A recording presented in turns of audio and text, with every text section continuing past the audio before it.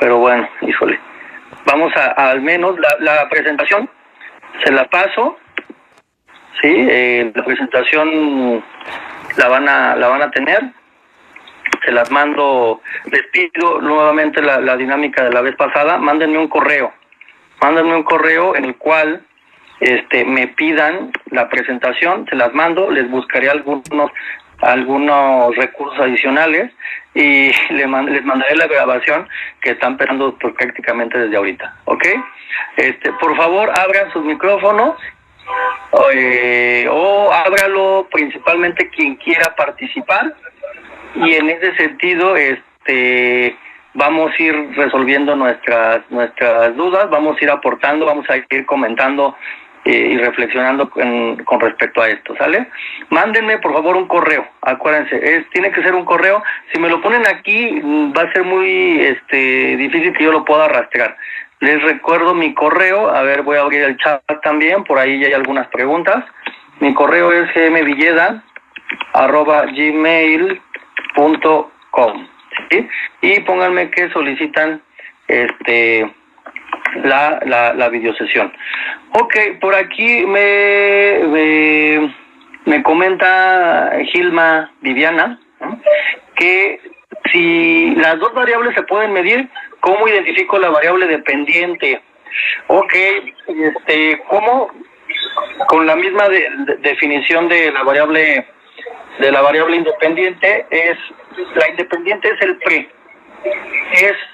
es lo que antecede, es la supuesta causa de la variable dependiente, ¿sí? La independiente es la que el investigador puede manipular, es la que puede estructurar, la que puede clasificar, ¿no? Por ejemplo, hay algunas variables que no se pueden manipular, pero uno los puede clasificar, por ejemplo, hombre o mujer, ¿no? El género puede ser una variable independiente y en función al género quizá evaluar el nivel de diferencias verbales y espaciales entre hombres y mujeres. Bueno, ¿cuáles ahí? Las dos una se puede medir y la otra no se mide, pero se clasifica, se estructura.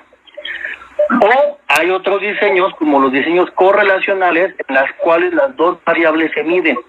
Por ejemplo, consumo de tabaco y enfermedades vasculares cerebrales o hipertensión arterial sistémica. Hay instrumentos que miden el daño, digamos, cuánto puede haber si es una enfermedad leve, moderada, severa, en función a cantidades, en función a números, y que son básicamente como escalas, ¿no? Como la escala de Glasgow, me viene a la mente, ¿no? Entonces, ahí se van a medir las dos. Y entonces es lo que les decía, no les vamos a llamar propiamente variable independiente y dependiente, sobre todo si son diseños de correlación. Ahí se les llama variable de agrupación y variable de medición. ¿Ok?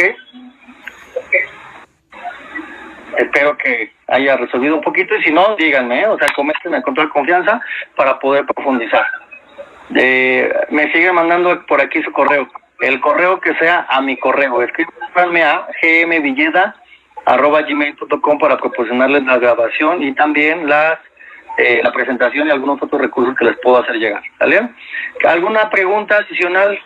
¿Alguna inquietud? ¿Alguna duda? Estoy para escucharlos.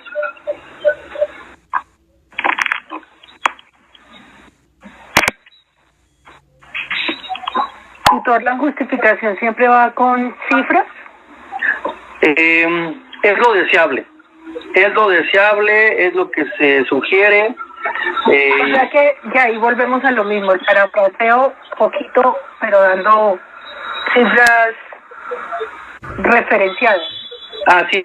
Por ejemplo, cuando nosotros nos vamos a rastrear los datos, pues muchas veces dicen, bueno, en cierta investigación se estimó que el 12% de la población padece enfermedades coronarias, estoy inventando, ¿no? Por lo tanto, eso lo vamos a poner de manera textual, ahí sí no hay más. Por ejemplo, en el marco referencial que yo ya tengo armado, Hay muchísimo, estoy cayendo en cuenta que hay muchísimo, pues muchísimo no, pero sí hay algunos datos que podrían ir en la justificación. ¿Puedo incluirlos? No importa que vayan en el marco referencial y también en la justificación. O sea, en el marco referencial no los nombré, pero son de los mismos estudios, del mismo estudio. Exactamente. Ahí hay que checar, por ejemplo, cuando hacemos una revisión de la literatura, muchas veces encontramos cifras, ¿no? Encontramos datos asociados. Yo no los incluí en el marco referencial. Hay que incluirlos desde la justificación, incluso, pero de manera muy, muy concretita. O sea, estamos hablando que la justificación son quizá, cuando máximo, 2 hojas. Bueno. Citas de justificación, y ahí tiene que aterrizar así casi las cifras. Porque hay cifras sobre empatía, que es lo que yo estoy manejando ahí en la humanización. Entonces, no las he puesto en ningún lado y estoy pensando pues que ya encontré el lugar. Ya, ahí van en la justificación. ¿Por qué es importante abordar justamente la empatía en los servicios de humanización hacia los pacientes, ¿no? Hacia los pacientes en salud? Pues justamente ahí es fundamental poner justamente ese dato, ¿no? Y ahí va. Hay bastante, por ejemplo, con pediatría. Entonces, podría justificar muchísimo con pediatría. Así es. Por supuesto, se puede justificar, sí. Bueno, tutor, gracias. No, de nada, Ángela. Joana me pregunta, mi estudio es cualitativo. En cuanto a variables, si tomo 2, deben ser independientes. Aquí acuérdense que sobre todo estamos ahorita, a esta altura, digamos, en la tercera sesión. La sesión 1 y 2 básicamente fueron introductorias y de los dos modelos, ¿no? De las dos perspectivas, cuantitativa, cualitativa. En cambio, en esta sesión, la de hoy, ya vamos a enfocarnos en este momento a únicamente estudios de corte cuantitativo. En un momento futuro, si ustedes ven la programación de todas las sesiones, vamos a tener 10 sesiones que vamos a abordar los estudios cualitativos y cómo es la investigación cualitativa y cómo hacer triangulaciones, cómo hacer análisis del discurso, grupos focales, ¿no? Incluso lo cualitativo no habla de variables, habla de unidades de análisis, por ejemplo, ¿no? O sea, el término variable es un concepto muy asociado a lo cuantitativo, ¿no? Porque la variable se tiene que medir, ¿no? Se tiene que poder recolectar, ¿no? Muy bien. ¿Qué es el análisis de las deficiencias? Bueno, es una vez ya que hacemos todo lo anterior, es decir, los objetivos, las preguntas de investigación, la justificación y la viabilidad, y que además hemos leído al respecto, es decir, hemos hecho lectura de los antecedentes, de investigaciones relacionadas con nuestra temática. Es ahí en donde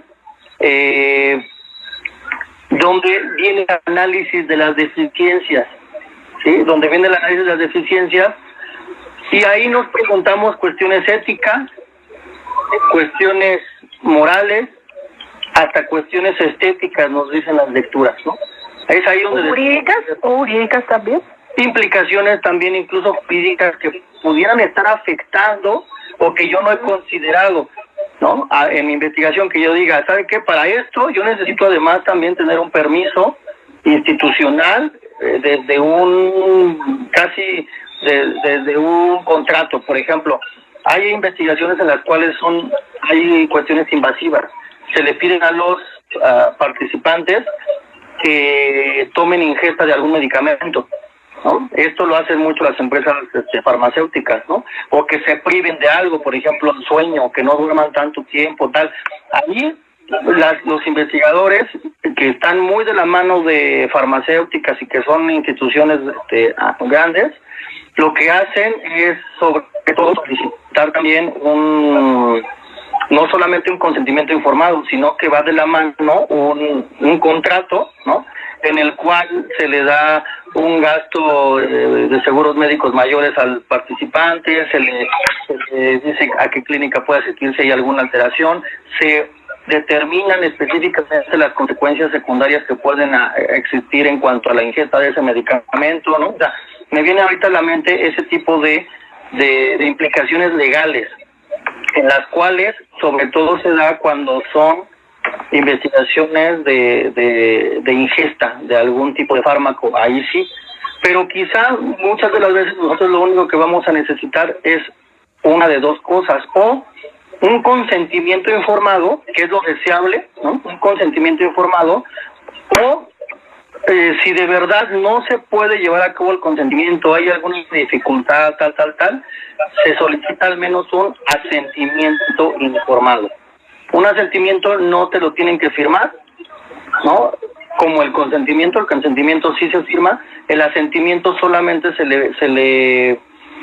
dice, se le explica, se le va planteando cómo va a ser la investigación al participante, ¿no? Antes llamado sujeto, ahora se llaman participantes, y él entonces te tiene que dar su afirmación, te dice, okay, estoy dispuesto a participar, porque quizá pues ni siquiera va a ser más que responder quizá un cuestionario, ¿no?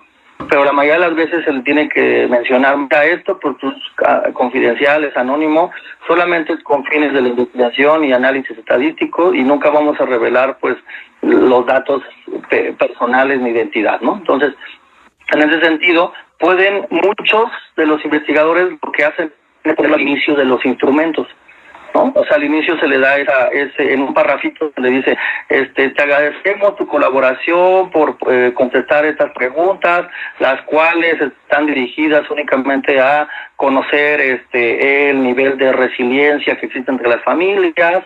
Los datos serán procesados de manera confidencial y anónima, y te pedimos que respondas de la manera más objetiva posible. Se acabó. Esa es parte de un asentimiento, digamos.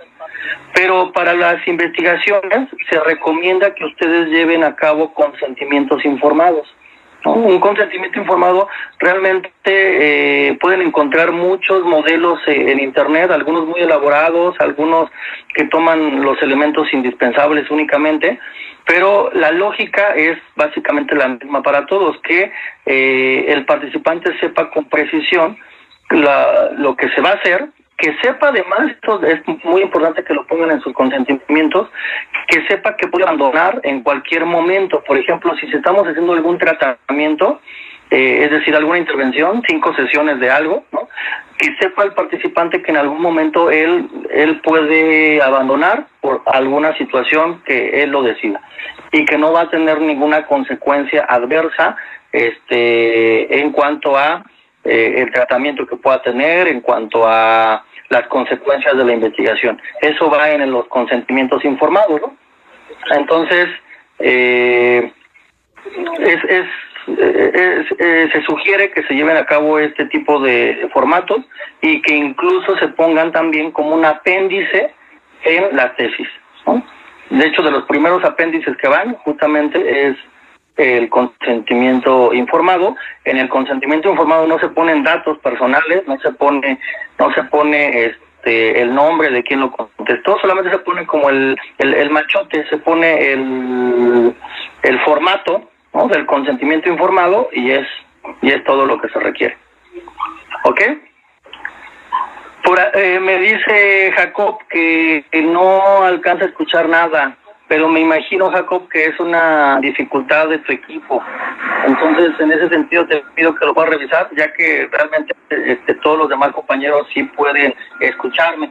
De cualquier forma, te digo, si me escribes un correo electrónico a M. Villeda, te puedo mandar la presentación. Espero que ahí se escuche justamente el contenido de la videosesión.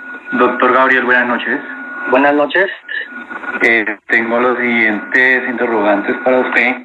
Y pues lo voy a marcar dentro de mi propuesta. Yo apenas estoy pues como elaborando el anteproyecto, y son los siguientes. El paradigma es cuantitativo, y pues el tema de investigación es los factores de calidad del docente y cómo estos influyen en el rendimiento académico de los estudiantes. En la básica, en la básica primaria y en la básica secundaria. Pues la unidad la unidad que de los participantes, pues va a tomar los grados quintos, los grados novenos y los grados 11. Dentro de eso, pues yo tengo las siguientes inquietudes, y hay un documento que pues fue compartido en esta materia que estamos terminando, denominado concepción general del problema. Y dentro de eso, pues ahí están los puntos sobre los antecedentes del objeto de estudio, y pues se solicitaba que se deberían considerar y desarrollar las siguientes dimensiones: la sociológica, la pedagógica, la psicológica y la filosófica. ¿Cómo puedo yo contemplar esas dimensiones en cuanto a mi tema, en cuanto a mi tema de estudio desde el enfoque cuantitativo? Esa es una. La segunda es, también dentro de ese documento, otro punto era el planteamiento del problema. Se decía pues que mencionar la muestra. Esa muestra, cuando yo hago ese planteamiento del problema, yo hablo de la población, que la cantidad de la población son tantos estudiantes, que dentro de esa población tantos son de sexo masculino, género femenino, en fin, yo ya empiezo a describir esa población cuando yo pues todavía no he aplicado. Bueno, en fin, ahí estoy como un poquito confuso frente a cuando se habla del problema, si yo tengo que hablar directamente cuáles son los problemas que afectan a esa población, o si hago solamente referencia, como mi tema es de rendimiento académico, entonces hablaría yo solamente pues de la problemática en cuanto a lo académico. Bueno, es como así de manera general. Si usted puede como orientarme un poco más. Por supuesto que sí, Néstor. Mira, la última pregunta, perdón, es sobre en cuanto a los antecedentes, pues bueno, hablo de las investigaciones, de los artículos que se han escrito, de las propuestas que se han realizado también referentes a mi tema, ¿no?, de investigación. Pero yo tengo ahí la duda o la inquietud más, por favor que me aclare, es cuando ya elaboro el marco teórico, si yo vuelvo otra vez a citar esas investigaciones que yo ya enuncié en los antecedentes, o bueno, pues ahí sí estoy pues un poquito también divagando en el marco teórico, o hablo de otras investigaciones aparte de las que yo ya enuncio en los antecedentes. Esas son como, digamos así, pues las tres, bueno, las preguntas, porque no sé si fueron tres o más. Ok, muy bien, Néstor. Bueno, una de ellas me mencionas que hay que justificar la dimensión pedagógica, la dimensión social, la dimensión psicológica, filosófica. Ahí, ¿de dónde tomar esa justificación, esos elementos? No se puede concebir de otra forma más que de la misma literatura. O sea, ahí es donde hay que preguntarnos hasta dónde hemos encontrado publicaciones, dónde hemos encontrado artículos, tesis, que nos hablen del tema que tú quieres abordar en específico, ¿no? Okay. Ahí hay que hacer un rastreo muy importante, y fíjate que finalmente yo les decía, ¿qué es lo que hacen muchas veces los autores? Dicen, etapa 1, idea; 2, planteamiento del problema; 3, revisión de la literatura y elaboración del marco teórico; 4, alcance de la investigación. No siempre es así. No es como que ya voy uno y luego el otro y luego el otro. No siempre es de esa manera. ¿Por qué? Porque ¿cómo voy a aterrizar adecuadamente mi planteamiento del problema si no es leyendo, si no es yendo a buscar el estado del arte, si no es buscando justamente artículos que hablen acerca de lo que yo quiero estudiar?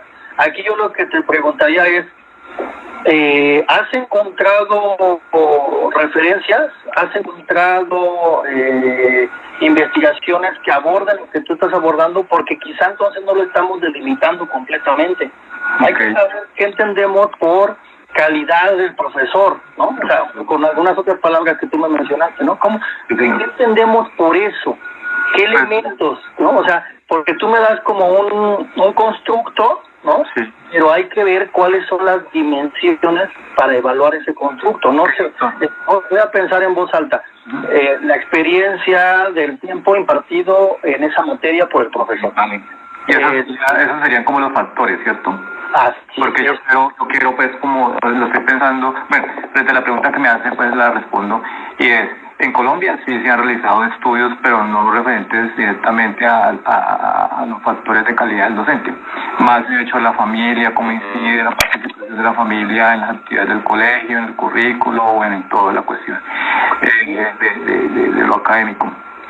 Se ha realizado también otro tipo de estudios, pero no se hace mucha referencia a lo que yo pues estoy planteando, que es tomar las competencias, tomar el plan de estudio, pero entonces no sé si esos son factores o son variables.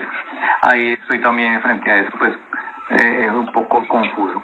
Y a nivel de México encontré también que se han hecho estudios sobre que si el docente pues tiene que, por los salarios, ¿no? Entonces, uno de los resultados del estudio que encontraron en México es que pues los docentes tenían que trabajar en varias partes, tenían que trabajos alternos para poder cubrir con sus gastos, y que eso pues incidía en la calidad. Uh-huh. Otro estudio pues concluye que la calidad del docente pues no está asociada directamente con el rendimiento académico del estudiante, porque es el estudiante el que tiene que automotivarse, pero ese estudio lo hicieron fue a nivel de universidad. Bueno, ustedes lo tienen, es diferente acá pues como los ciclos, ¿no? Entendí yo que eran como los estudiantes que ingresaban a los primeros semestres y que concluían pues que era más determinante la automotivación de los estudiantes, el tener técnicas de estudio, el que no hayan asistido, no hayan solicitado orientación profesional. Uh-huh. Y hay otro estudio también que yo tomé ahí, pues que hago referencia, y es en México, sobre también la participación de la familia. Y otro más grande a nivel de Latinoamérica, que toman países como el Uruguay, como Ecuador, son 5 países en este momento, Chile, Argentina, y pues ellos concluyen varias cosas, ¿no? El estrés de los docentes, que influye mucho en la calidad, que la depresión también, la ansiedad, influye mucho también el tiempo, las horas que se dedica el docente a su trabajo, y otras funciones que se le asignan además de lo pedagógico, como es lo administrativo. Entonces yo quiero como encontrar algo diferente a todas esas investigaciones que hayan hecho, sí, para pues justificar mi investigación, y es ahí pues como donde yo quiero pues delimitar cuáles son los factores de calidad que yo voy a correlacionar, porque yo estoy pues planteando enfoque cuantitativo, y que sea para correlacionar esos factores. Y las variables pues yo las estoy enunciando como la variable dependiente, rendimiento académico, y la variable independiente, los factores de calidad del docente. ¿Sí? Y pues estoy mirando también que dentro de ahí de los puntos que dices que uno tiene que tomar, se sugiere que no sean mayores a 5 años de antigüedad. Uh-huh. Pero yo encuentro en la literatura pues que del estado del arte en Colombia pues aparecen investigaciones que se han realizado del año, el primero que se realizó fue en el año 1994, entonces no tengo en cuenta esas investigaciones, se dice que en qué año fue la primera que se hizo, en qué ciudad, cómo se realizó, en fin. Entonces ahí he encontrado sí literatura, pero no bien específicamente a lo que yo estoy proponiendo. Entonces toman retoman pues como lo de la familia, pero lo del docente, pero como con estas dimensiones, no pues como así yo estoy planteando lo que es las competencias, los planes de estudio, sí, eso es como lo que estoy planteando. Pues aquí lo que yo veo es que tienes muchas variables finalmente, ¿no? O sea, a pesar de que intentas reducirlo a la variable independiente y dependiente, son muchas variables las que estás, o al menos las que has estado revisando en la literatura, has encontrado que existe hasta fenómenos emocionales, la familia, etcétera. Aquí yo te diría, y como para poder aterrizar, porque finalmente veo que has hecho un rastreo de fuentes, ¿no? Y eso es importante siempre para ir aterrizando. Pero yo te diría, ¿cómo esas investigaciones han podido medir, ¿no? Sí. Estas diferencias? Es decir, busca en esos artículos, en esas tesis, en esas publicaciones, vete al método, y el método se compone principalmente por tres cosas: participantes, instrumentos y procedimiento. Al menos esas tres. Hay autores que meten más cosas en el método, pero una de estas justamente va a ser muy importante para ti: el instrumento. ¿Cómo estás recolectando esa información? Porque si tú me dices, es que yo quiero entonces en el docente evaluar la calidad, y la calidad la defino como esto y esto, vas a necesitar entonces un instrumento que a la vez descomponga en todos estos elementos tu medición. No dudo que pueda existir un instrumento que mida justamente las características del docente, ¿no? Eso es correcto. Y entonces que tú digas, voy a que estaba al lado y yo le hago modificaciones, o sea, lo adapto pues como a la información que yo quiero presentar. Fíjate que esa pregunta me la han hecho algunos de ustedes y también mis alumnos.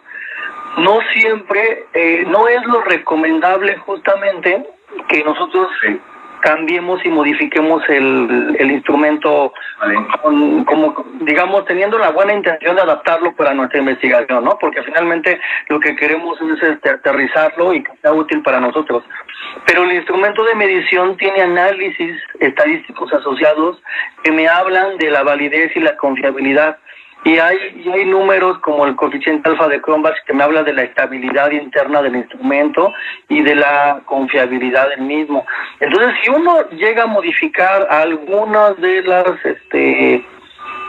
preguntas, hay que tener una buena formación teórica, o sea, que te asesore en ese sentido tu asesor, tutor de tesis. Okay. Simplemente deja el instrumento como está y añade algunas preguntas que para ti pueden ser importantes, pero como un adendum al instrumento. El instrumento se queda tal y como está, digamos, son 30 preguntas o 40 escala Likert, lo que sea, y entonces si tú quieres aumentar algunas, es válido, pero no que modifiques las preguntas, que cambies, que vayas metiendo preguntas intermedias, ¿no? Quizá lo más que pudiéramos nosotros hacer, y ya también es un atrevimiento metodológico y que tiene mucho que ver con el instrumento y con la asesoría que te puedan dar también tu tutor, es revisar el instrumento para ver si hay algunas preguntas, algunas palabras que no se entiendan en el contexto educativo nacional. Tal vez ese instrumento es latino, es mexicano, es tal, pero sabemos que hay algunas preguntas que no son exactamente entendidas por los colombianos, que por los uruguayos, que por los argentinos, que por los mexicanos, ¿no? Entonces, aún así, eso les digo, hay que valorarlo de la manera más objetiva posible, porque finalmente lo que queremos es aterrizar en datos objetivos, reales, que sí aporten, que sí tengan una evidencia. Y si nosotros modificamos el instrumento, modificamos el variable, le metemos manipulación al diseño, tal, cada vez pues se va a estar siendo más laxo, ¿no? La investigación. Sí. Y entonces ahí yo te recomendaría, así como para aterrizar, tus investigaciones, rastrea sus instrumentos, busca sus instrumentos y ve si te sirven. Okay. Limita muy bien tus variables. No sé, yo te pudiera sugerir, y hay investigación acerca de eso, acerca del burnout, por ejemplo, que sufren los profesores actualmente, y si esto impacta también en la calidad educativa. Puede ser, o sea, pero que lo aterrices a una variable, y que esta variable es multidimensional, pero que ya está delimitada.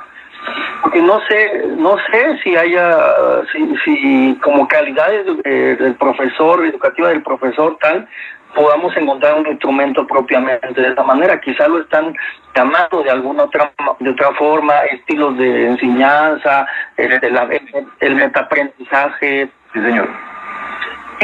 Y esas van a ser tus variables, porque ya encontraste el instrumento. Y eso va a estar reflejado en tu título, en tus objetivos, en tus preguntas. O sea, adáptalo. Yo las recomendaciones que les doy: busquen instrumentos, y en función del instrumento, asegúrate que tienes acceso a la población, y entonces arma tu proyecto en función a eso. Pudiera ser de la otra forma. Tú haces el instrumento, tú lo piloteas, tú recolectas datos, y después puedes hacer todo eso, pero créeme que te va a llevar mucho tiempo. Tú básicamente haz tu análisis de viabilidad. Y me dices, ¿sabes? Es que esta investigación me va a llevar 3 fases. Una, de elaboración de mis instrumentos.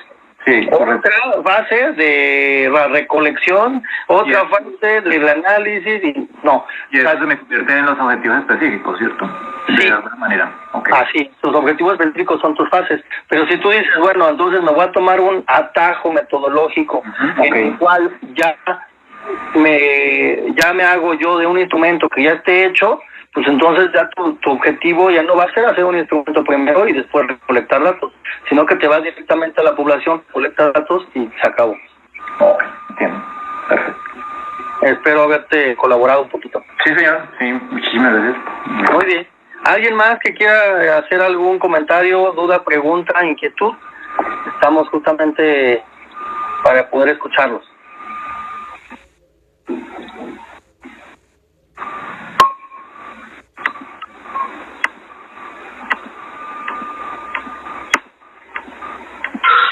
Sí, buenas noches, estimado profesor Gabriel, ¿cómo está usted? ¿Qué tal? Buenas noches. Bien, óigame, de pronto no sé si de pronto para el compañero Néstor, miraba en el trabajo de las dimensiones, sería conveniente desde el punto de vista pues muy personal poder cerrar un poco el trabajo que él comenta, porque si tú puedes haber visto pues lo que escuché, él planteaba trabajo con estudiantes de primaria, de quinto, de noveno, de 11, y siempre es pertinente que en esa correlación, por ejemplo, el trabajo que él puede hacer en primaria es un trabajo diferencial con los estudiantes de noveno y 11 grado. Entonces, pienso, podría depender de la situación de la institución donde él puede trabajar. Podría ser con los grados novenos, cerrar un poco el trabajo y especificar en qué tipo de dimensiones. Poder coger 2 dimensiones, y va a coger la pedagógica, la filosófica, y hacer una relación, pero entre esos 2 grados donde son a par en nivel y podría tener un mejores resultados. Pienso pues yo desde el punto de vista pues muy personal, y de pronto está muy dispar. Por ejemplo, en los quintos, uno sabe que por ejemplo en primaria los estudiantes tienen mucho más acompañamiento de los padres, pues diciendo así desde la experiencia pues que he podido tener como docente. Y en bachillerato ya hay veces asumimos que el estudiante va solo y no se hace el acompañamiento mucho más como que en primaria. Entonces los resultados que podía tener allí, podría demorarse mucho más tiempo, pero considero que podría él hacer una correlación, por ejemplo, entre los grados novenos, podría ser mucho más provechoso. Y la dimensión que va a trabajar también, delimitarla, es decir, cuál va a ser, porque pienso que tiene trabajo muy abierto. Bien. Gracias. Perfecto, Joaquín, creo que son sugerencias muy adecuadas, ¿no? Muchísimas gracias, las tendré en cuenta. Y que finalmente, lo que les digo, ¿no? Quizá la lectura de estos capítulos, el entender la lógica, etcétera, puede ser sencillo. Pero ya en el momento que nosotros nos enfrentamos a nuestra investigación y decimos, a ver, ¿cómo lo aterrizo? ¿Cómo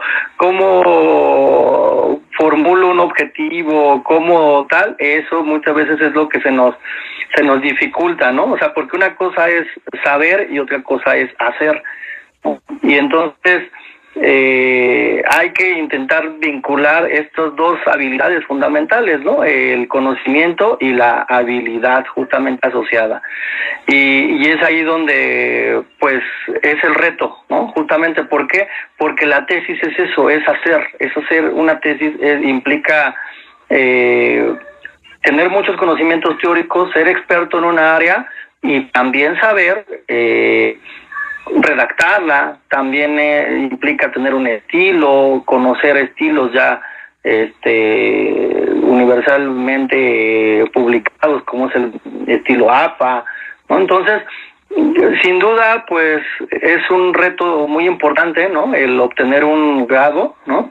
Y estamos nosotros convencidos de que pues finalmente la calidad de nuestros alumnos puede llevarlo a cabo, ¿no? Y también nosotros estamos intentando llevar a cabo pues ciertas asesorías, este tipo de espacios para comentar dudas, el acompañamiento de sus directores de tesis que en algún momento tendrán, también va a ser muy importante. Porque aquí estamos hablando pues también de generalidades.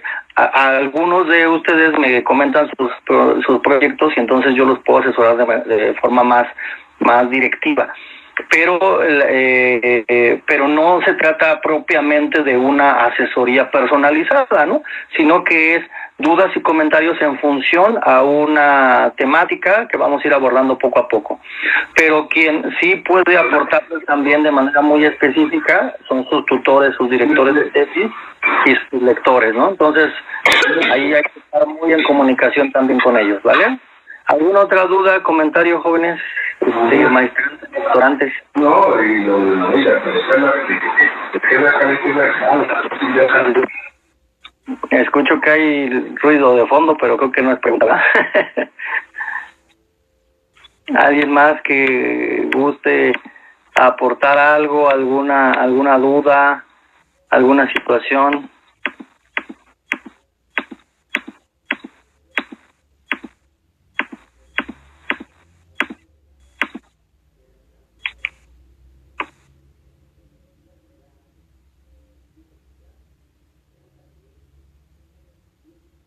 Como les comento, les mandaré la presentación y algunos elementos que pueden ser de utilidad, pero les pido me manden un correo electrónico. Así como la vez pasada lo realizamos y que espero les haya llegado a todos. Algunos me confirmaron de recibido. Pues ustedes pueden tener acceso tanto a la videosesión grabada como a la presentación, ¿vale? Y algunos elementos y herramientas que también les he adjuntado, ¿no? Por ejemplo, las normas de titulación actualizadas a julio de 2018. Esas son las normas en las que hay que basarnos, ¿no?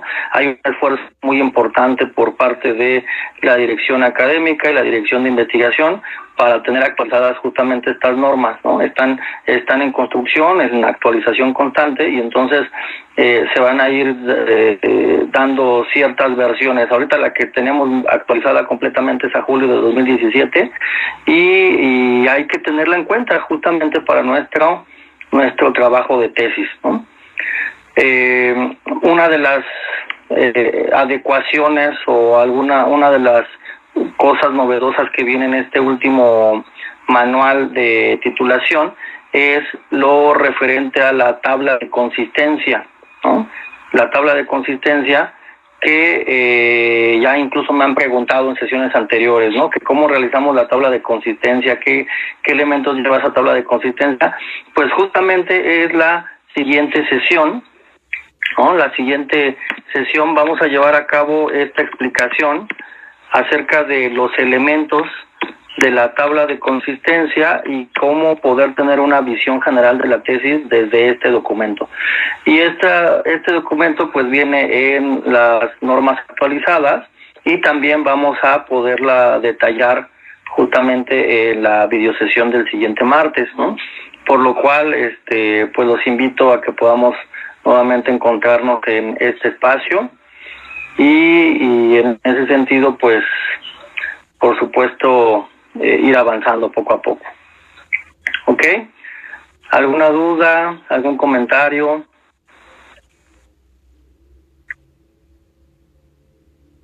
¿Alguna sugerencia? Ahora quedó todo muy claro, ¿no? Y doctor, sí. Nuevamente, pues de pronto yo la sugerencia respetuosa es retomar los documentos, ¿cierto?, que se solicitan en cada pues, materia, ¿no?, de investigación, y relacionarlos con la presentación que su merced pues, nos está orientando, para tener como más elementos claves frente cuando ya estemos en la formulación de todos los puntos, ¿no? Sin duda. Por ejemplo, pues en mi caso está la materia de investigación educativa, y pues ahí pues nos han compartido un documento que es el que yo hablaba, y pues es bueno pues también como enfocarlo, ¿no?, frente a todos los puntos que se están solicitando, y pues así sucesivamente, ¿no?, en cada cuatrimestre, en toda la parte de lo que es la investigación.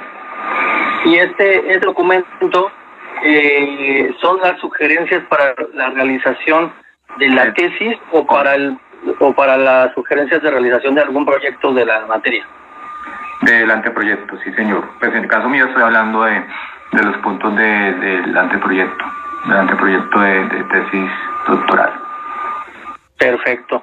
Y pues creo que así cuando ya esté en el siguiente cuatrimestre en la misma materia de investigación, pues habrá otro documento por partes, ¿no? Entiendo yo, pues no sé si estaré equivocado, que se está solicitando pues como por partes, puntos, se va trabajando, pues entonces sería como también mirarlo, revisarlo, y pues que lo que su merced pues nos está explicando, pues no estoy entrando en controversia y tampoco estoy pues diciendo que esté mal, sino que pues que esté como más relacionado frente a todos estos documentos. Por supuesto. Pues mira, gracias por la sugerencia, Néstor, ¿no? Hay que tomarlo justamente en cuenta. Usted pues, también tener en cuenta. Para poder ir construyéndolo de mejor forma. Y si tú me lo compartes, porque hay varios documentos, ¿no? Yo conozco varios de estos documentos, pero si me compartes específicamente este documento, yo te lo voy a agradecer muchísimo. Lo que sí es que hay que tener en cuenta, ¿no?, de manera principal, estas normas que les menciono que están actualizadas a julio de 2018, es las normas que les mandé la vez pasada, ¿no?, la semana pasada. Y en ese sentido, si no sé si las tengas también, Néstor, pero te los puedo compartir si es que me lo solicitas por correo electrónico.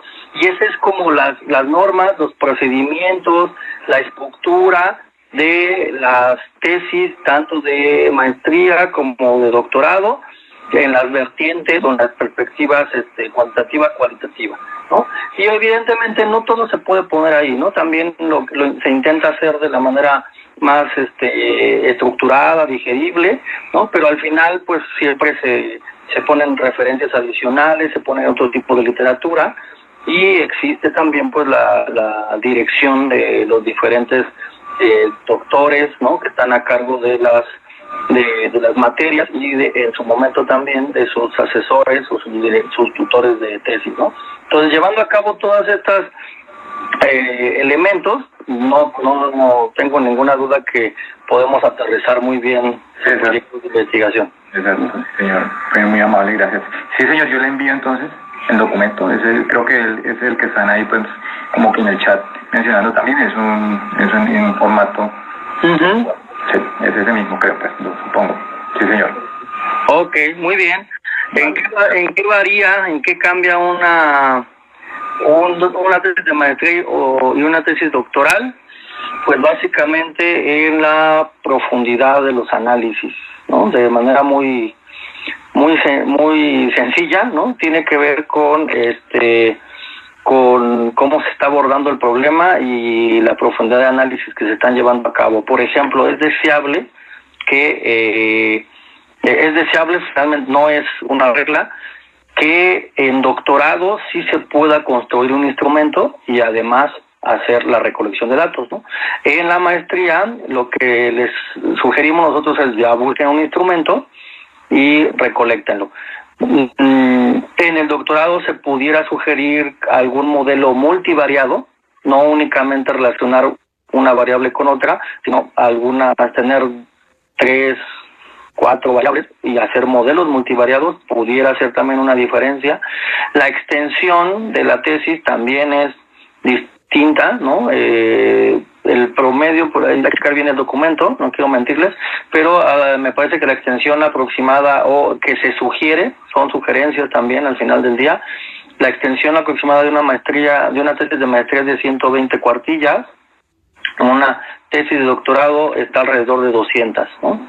También las referencias que hay que profundizar para una tesis de un grado y de otro tiene que ser mayor cuando es para un grado doctoral, ¿no? Entonces, básicamente la profundidad del abordaje del tema y que tiene que ver pues incluso con el método, con el número de participantes, con los análisis asociados, desde el mismo tiempo, ¿no? Que el doctorado pues es un poco más que la maestría, ¿no? Entonces, en esto giran, ¿no? En las diferencias entre una tesis de un grado, digamos incluso licenciatura, ¿no? Pues tiene ciertas características que van a hacerla diferente a la de maestría y la de doctorado. Una tesis de licenciatura incluso se permite en muchas universidades hacer únicamente una revisión de la literatura, una tesina, ¿no?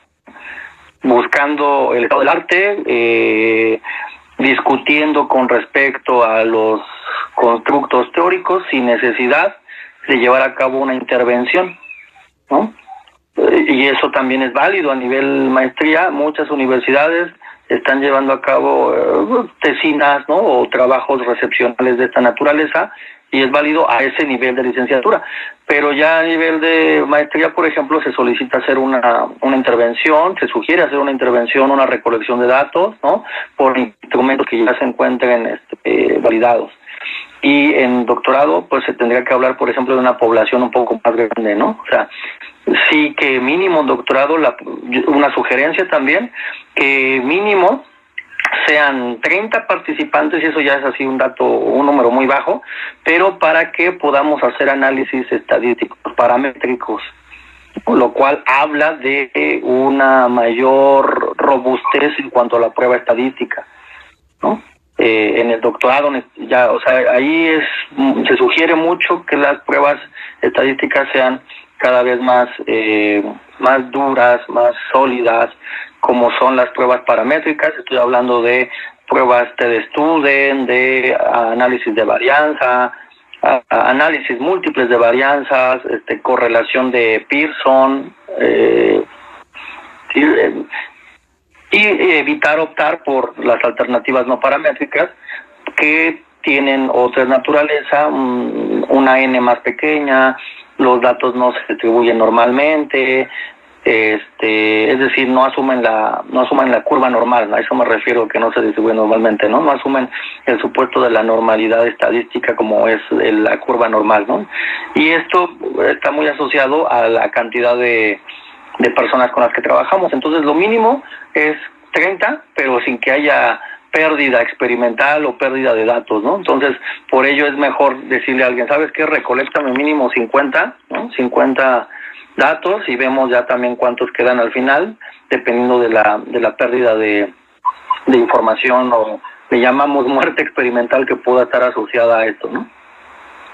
Básicamente, ¿sí?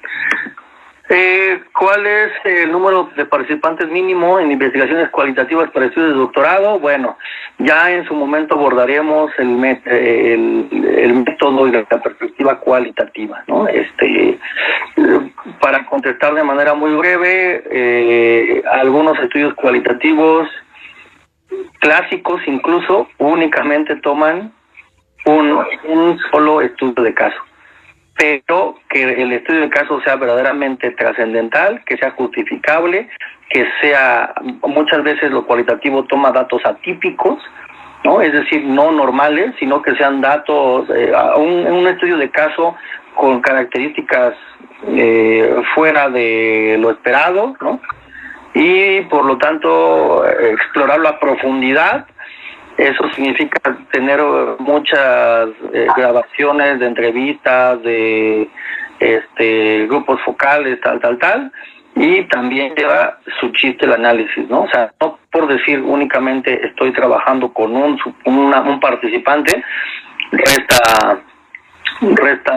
debemos de restarle profundidad al análisis, al contrario, ¿no? O sea, para decir se está haciendo de manera adecuada, hay formas de analizar los datos desde la perspectiva cualitativa, que ahorita pues evidentemente, como les digo, estamos principalmente enfocados en estas sesiones hacia lo cuantitativo, y ya en su momento también tendremos incluso algunos invitados expertos en las posturas cualitativas, ¿no?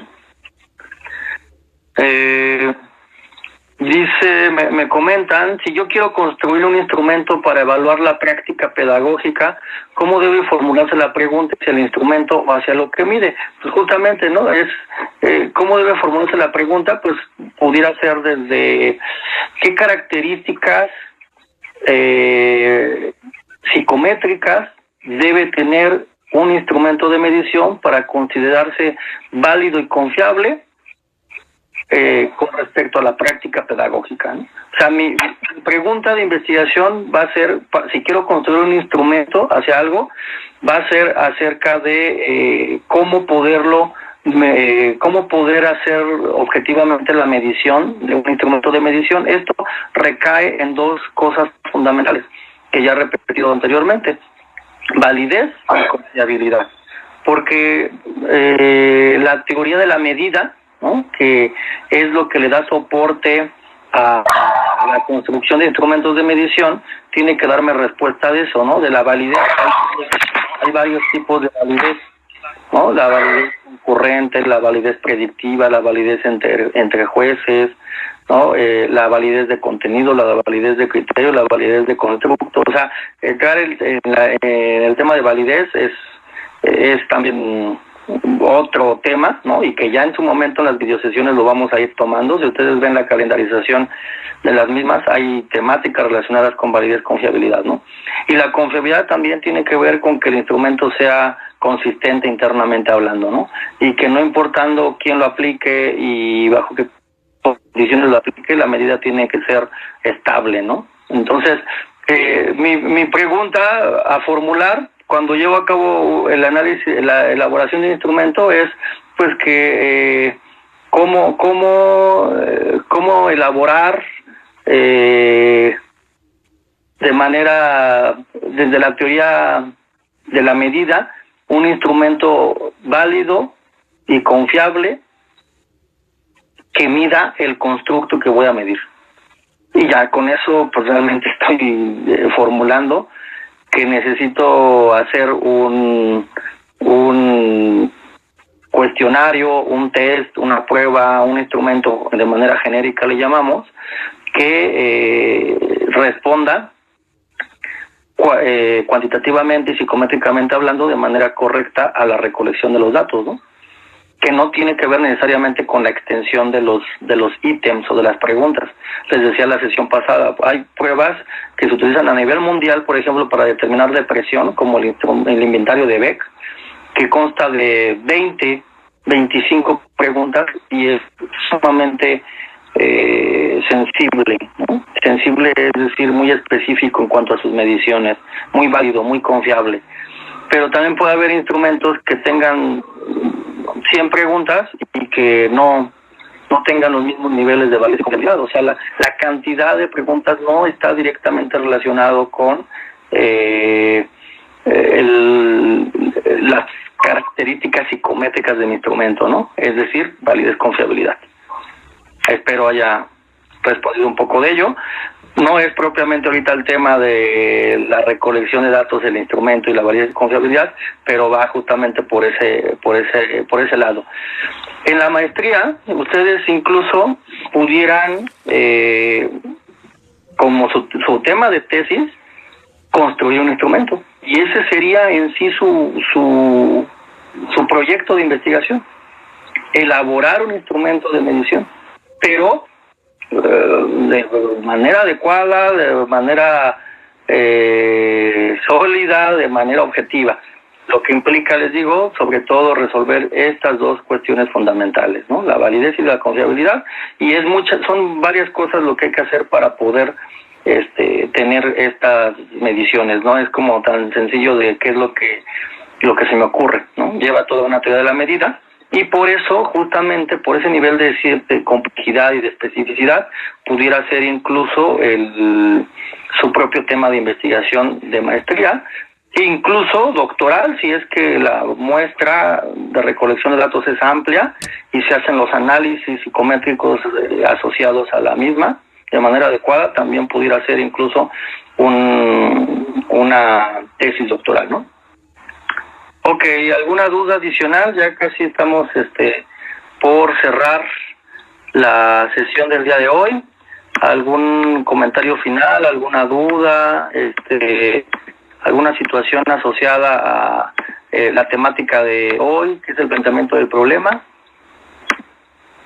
Si no es así, pues ya he estado viendo que me han bombardeado con muchos correos electrónicos, ¿no? Lo cual me da mucho gusto, pues finalmente es para esto, estas videosesiones, para poder socializar el conocimiento, para poder compartir aquellos elementos que tenemos.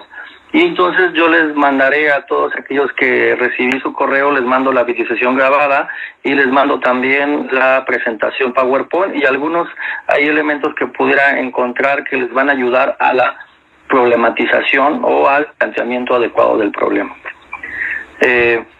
No me resta más que agradecerles justamente que se encuentren presentes virtualmente en este espacio educativo. Y pues espero volvérmelos a encontrar nuevamente el siguiente martes para seguir avanzando poco a poco en la comprensión de esta metodología de la investigación cuantitativa en este momento. Muy bien, pues muchas gracias, que tengan una buena noche y pues sigo a sus órdenes también vía electrónica. Sí, profe, muchísimas gracias por todo y que esté muy bien, Dios lo bendiga. Igualmente, saludos a todos ustedes.